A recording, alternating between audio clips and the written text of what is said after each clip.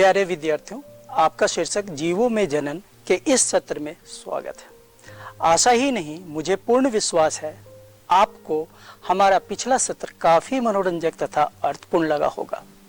विद्यार्थियों, पिछले सत्र में हमने जनन की संकल्पना तथा उसके महत्व के बारे में विचार विमर्श किया था। हमने जीवन अवधि, अमरता तथा मृत्यु की संकल्पना तथा उसका जीवन के साथ समागम को समझने की कोशिश की थी। साथ ही हमने जनन के प्रकार, लैंगिक तथा अलैंगिक जनन के विषय में भी पढ़ा। जीवों में जनन के इस विवेचन को जारी रखते हुए आज हम अलैंगिक जनन के विषय में बात करेंगे। आज हमारी कोशिश रहेगी कि हम कुछ बिंदुओं पर विचार विमर्श कर अध्ययन के परिणाम को प्राप्त करें। एक कोशिकीय तथा बहुकोशिकीय जीवों में अलैंगिक जनन की तुलना, किंगडम कवक में प्रमुख अलैंगिक जनन संरचनाओं की व्याख्या और शैवाल जैसे सरल पौधे, कायिक प्रवर्धन के विभिन्न तरीकों का विश्लेषण, मानव कल्याण के लिए इसके फायदे। विद्यार्थियों, अलैंगिक जनन को स्मरण करते हुए शुरुआत करते हैं। क्या आपने अलैंगिक जनन की मुख्य विशेषताओं को सूचीबद्ध किया?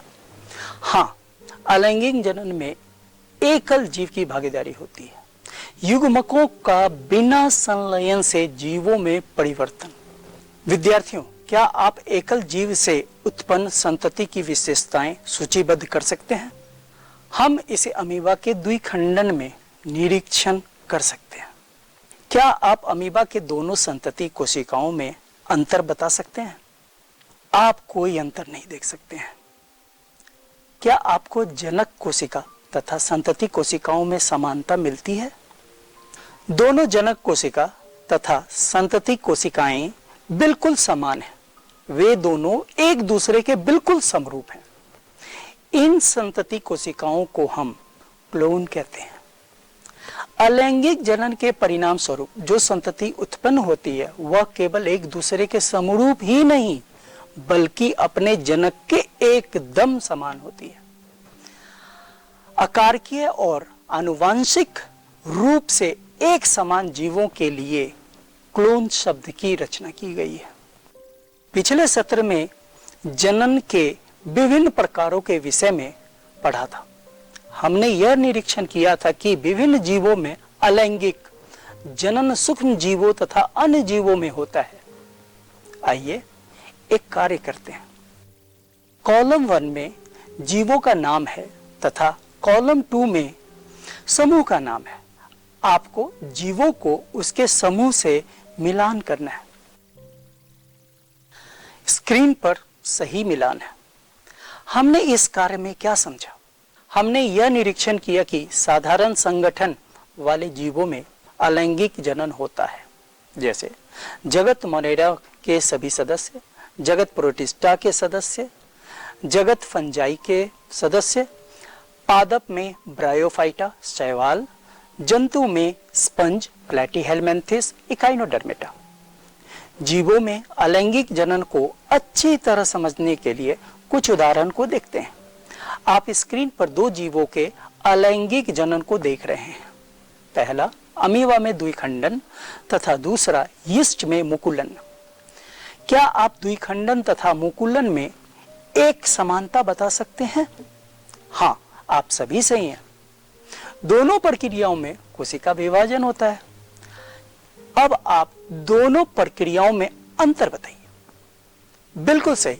द्विखंडन में जनक कोशिका के अवयव समान रूप से संतति कोशिकाओं में विभाजित होते हैं। मूल कोशिका के विभाजन के बाद संतति अलग हो जाती है।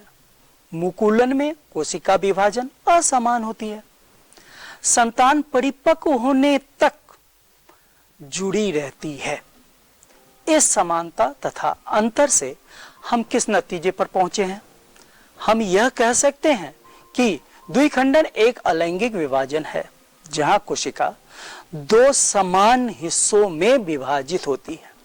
संतान तेजी से वयस्कों में बढ़ती है। मुकुलन एक अलैंगिक विभाजन है जिसमें असमान कोशिका विभाजन छोटी कलियों का निर्माण करती है जो नए यीस्ट कोशिका में अलग होने और परिपक्व होने से पहले कुछ समय के लिए माता पिता से जुड़ी होती हैं। हम इस नतीजे पर पहुंचे हैं कि अलैंगिक जनन में एक कोशिकीय जीव में कोशिका विभाजन ही मुख्य पद्धति है।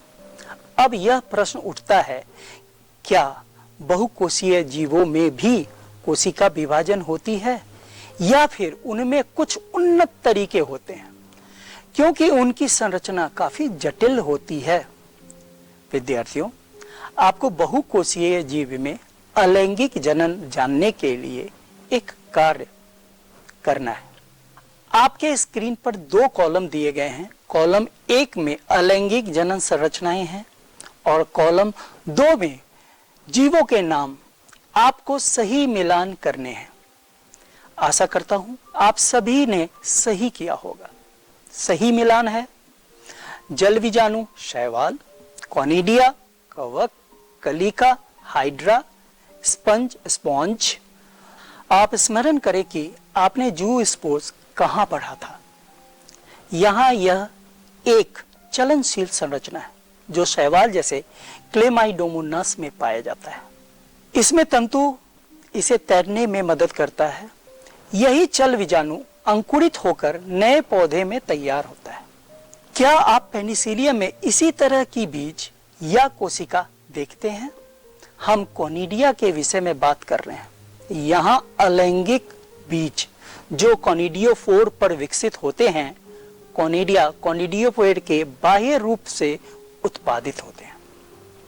विद्यार्थियों, आप चल बीजाणु और कॉनिडिया में तुलना कर सकते हैं, जबकि दोनों अलैंगिक बीज से उत्पन्न होते हैं। चल बीजाणु चलनशील होते हैं जबकि कॉनिडिया अचल। जल बीजाणु आंतरिक रूप से उत्पादित होते हैं जबकि कॉनिडिया बाह्य रूप से। चल बीजाणु शैवाल में होता है, कॉनिडिया कवक में होता है। आइए अब हम हाइड्रा का उदाहरण लेते हैं जो कि एक सिलेंट्रेट है। आपको पता होगा कि हाइड्रा में अलैंगिक जनन किस तरह होता है। हाँ, हाइड्रा कलिका द्वारा अलैंगिक जनन करता है। कलिका अलैंगिक जनन का वह क्रम है जब एक बार उभार से एक कली का निर्माण होता है तथा लगातार कोशिका विभाजन से इस कली से एक पूर्ण जीवन का निर्माण होता है। नवनिर्मित जीवन अपने जनक से जुड़े होते हैं और परिपक्व होने के बाद अलग होते हैं। आइए एक और उदाहरण देखते हैं अलैंगिक जनन का। स्पॉन्ज में स्पंज, यह एक आंतरिक कली की तरह एक संरचना बनाते हैं जिसे हम जेम्यूल कहते हैं। यह प्रतिकूल परिस्थिति में इसका निर्माण होता है। वाकई में बहुकोशीय जीवों में अलैंगिक जनन के विभिन्न संरचनाओं को समझना मोहक है। आपने एक कोशिकीय तथा बहुकोशिकीय जीव के अलैंगिक जनन का निरीक्षण किया। एक कोशिकीय जीव में कोशिका विभाजन ही मुख्य तरीका है, जबकि बहुकोशिकीय जीव में विशिष्ट अलैंगिक जनन संरचनाएं पाए जाते हैं, जैसे कॉनिडिया, जेम्यूल्स, कलियां, चल बीजाणु। क्या इसी तरह की संरचनाएं उच्च पादप में भी पाई जाती हैं? हमने पिछली कक्षा में यह पढ़ा था किस तरह वानस्पतिक भाग से नए पौधों की उत्पत्ति होती है। क्या आप उस विधि का स्मरण कर सकते हैं? हाँ, उसे कायिक प्रवर्धन कहते हैं। आप स्क्रीन पर देख रहे हैं आलू का कायिक प्रवर्धन।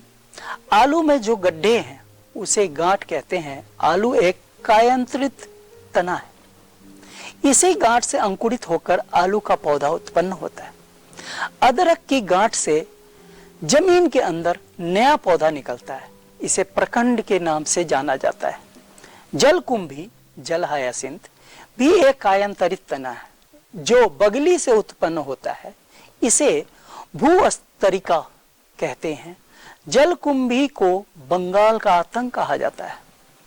प्याज भी एक कायांतरित तना है जो जमीन के नीचे उत्पन्न होता है। इसे प्याज का बुलबिल कहते हैं।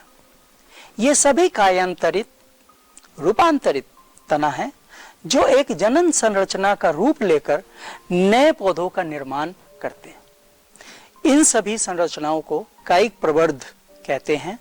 क्या पत्ती भी कायिक प्रवर्ध की तरह कार्य कर सकती है? आपने ब्रायोफाइलम के बड़े मोटे पत्तों को देखा होगा। ऊपर इन पत्तों के किनारे बहुत सारी अपस्थानिक कलिका होती है। इन कलिका में जड़ें तथा तना पाया जाता है। एक खंड वृद्धि होने तक यह कली के रूप में पत्तों पर पाई जाती है और फिर यह पत्ती टूटकर जमीन पर गिर जाती है। कायिक प्रवर्धन में पौधों के वनस्पति भागों द्वारा नए पौधों का निर्माण होता है। संतति पौधे जनक पौधों से मेल खाते हैं। आइए कायिक प्रवर्धन के लाभ को समझें। कायिक प्रवर्धन बाकी सभी जनन के तरीकों से ज्यादा तेज है। कायिक ऐसे पौधे परिणाम में अपने जनक पौधों से शारीरिक तथा आनुवंशिक रूप से समान होते हैं। मनी प्लांट का पौधा लगाने के लिए उसे तना से काट दिया जाता है जिसमें गांठ होनी चाहिए। फिर उसे हम किसी बोतल में पानी डालकर रखते हैं। हम यह देखते हैं कि गांठ से जड़ें उत्पन्न होती हैं और बोतल के अंदर जो जड़ें हैं वह मुख्य जड़ें, बाकी जड़ें उसे ऊपर चढ़ने में मदद करती है। आओ पुनरावृत्ति करें। हमने अलैंगिक जनन के बारे में समझा, एक कोशिकीय जीवों में कोशिका विभाजन को भी देखा, बहुकोशिकीय जीवन में अलैंगिक संरचनाओं के विषय में भी पढ़ा, विशिष्ट अलैंगिक जनन संरचना जैसे कोनिडिया, जेम्यूल्स, कलियां तथा चल बीजाणु के विषय में पढ़ा, कायिक प्रवर्धन के तरीके तथा लाभ को देखा। आओ समन्वेषण करें। निम्नलिखित में से कोई एक लें। आलू, अदरक, प्याज, मनी प्लांट। उन्हें नमी, सूरज की रोशनी जैसे उपयुक्त वातावरण में रखें जहां वे उत्पन्न हो सके। सारणी रूप में अपने अवलोकन को हर रोज नोट करें, तस्वीर भी लें। चंद शब्दों में अपने अनुभव को लिखें और अपने अध्यापक व दोस्तों को बताएं। विद्यार्थियों, आप कायिक प्रवर्धन का क्रियाकलाप अपने घर पर आराम से कर सकते हैं। अगले सत्र में हम पुष्पी पादपों और जीवों में लैंगिक जनन के बारे में वार्तालाप करेंगे। आशा करता हूं कि आपने इस सत्र का आनंद उठाया होगा। हम फिर मिलेंगे, तब तक के लिए धन्यवाद।